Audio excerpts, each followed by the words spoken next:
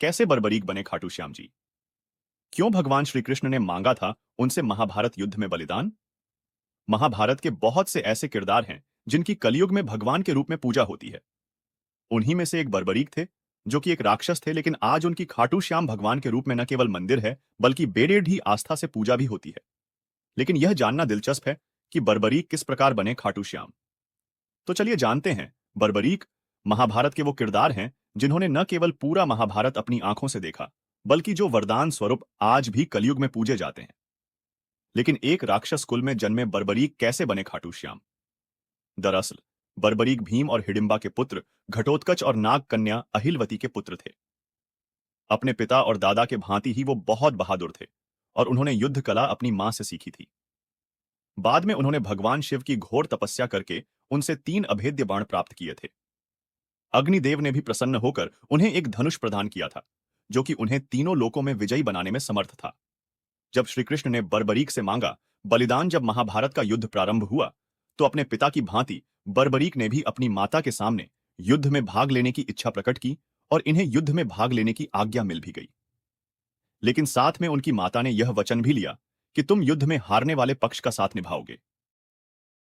जब बर्बरीक युद्ध में भाग लेने पहुंचे, तो भगवान श्री कृष्ण ने बर्बरीक से शीश दान में मांग लिया और उन्हें यह समझाया कि युद्ध आरंभ होने से पहले युद्ध भूमि की पूजा के लिए एक वीर क्षत्रिय के शीश के दान की आवश्यकता होती है। बर्बरीक भले राक्षस थे, लेकिन साथ में वो पांडव कुल के पौत्र भी थे। इसके बावजूद यह जरूरी नहीं था कि वो पांडव की ओर से ही एलएडी हत्ते, क्योंकि उन्होंने अपनी माता को हारने वाले पक्ष का साथ देने का वादा किया था। बर्बरीक इतने शक्तिशाली थे कि वो किसी भी पक्ष से युद्ध करते तो युद्ध और लंबा खींच जाता और जीत हार भी सुनिश्चित करना मुश्किल हो जाता, क्योंकि वो अपने तीनों बाणों से पूरी सेना को नष्ट कर सकते थे। श्री कृष्ण ये सब समझ रहे थे, इसलिए उन्होंने पांडवों के इस पौत्र से ऐसा बलिदान मांगा था। वह जानते थे कि अगर बर्बरीक युद्ध में भाग लेते तो कौरवों की समाप्ति केवल 18 दिनों में महाभारत युद्ध में नहीं हो सकती थी और युद्ध निरंतर चलता रहता। कलयुग में खाटू श्याम अवतार वीर बर्बरीक ने भगवान श्री कृष्ण के कहने पर जन कल्याण, परोपकार और धर्म की रक्षा के लिए अपना शीश हंसते हंसते दान दे दिया। लेकिन उन्होंने एक इच्छा जताई कि वो महाभारत का पूरा युद्ध देखना चाहते हैं। इसलिए भगवान श्री कृष्ण ने उनके कटे शीश में अमृत डालकर उसे एक पहाड़ डाट की चोटी पर रख दिया था, ताकि वहां से बर्बरीक पूरा युद्ध देख सके। साथ में उन्होंने बर्बरीक के बलिदान से खुश होकर उसे कलयुग में भगवान श्री कृष्ण के अति प्रिय नाम श्री श्याम नाम से पूजे जाने का वरदान प्राप्त किया।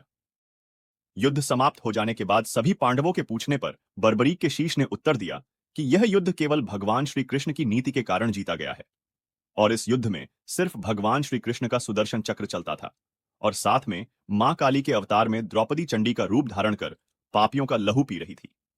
बर्बरीक को आज हम खाटू के श्याम, कलयुग के अवतार, श्याम सरकार, 3 बाणधारी, शीश के दानी, खाटू नरेश व अन्य अनगिनत नामों से पूजते हैं। युद्ध के बाद बर्बरीक का शीश खाटू नगर में दफनाया गया था। आज भी कलयुग में बर्बरीक अपने बलिदान के लिए बेटेढ़ी श्रद्धा से खाटू श्याम नाम से पूजे जाते हैं। वह इकलौते एक राक्षस हैं जो कलयुग में भगवान के समान पूजे जाते हैं। अगर वीडियो पसंद आए हो तो लाइक, शेयर, सब्सक्राइब